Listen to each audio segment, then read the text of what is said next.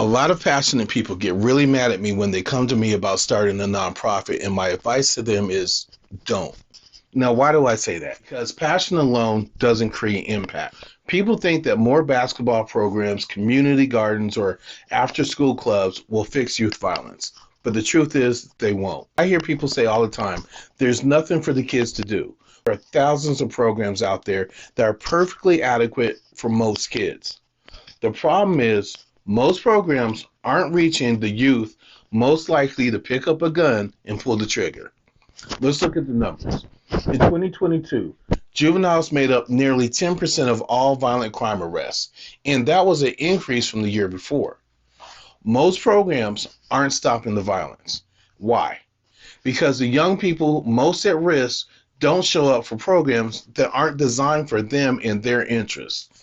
Studies show us that less than 10% of youth are involved in violent cultures like gangs or other antisocial behaviors. Even fewer are likely to pick up the gun with the intention of pulling the trigger. Here's the thing. These relative few young people are the ones who need the most support.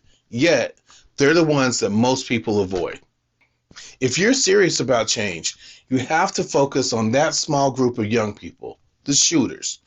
They need programs and services that provide for their elevated needs and risks, not just another general program. To reach the shooters, your program has to offer something different than other programs and connect with their interests in what they want to do. And in order to find out what they want to do, you have to do something that you probably don't want to or aren't ready to. Talk with them. If you're hesitant to talk with and really listen to the shooters, you're definitely not ready to start a nonprofit to work with them. At least not yet. So, before you start a nonprofit that competes with hundreds of others doing the same thing, ask yourself, are you willing to step into the hardest spaces where real change happens?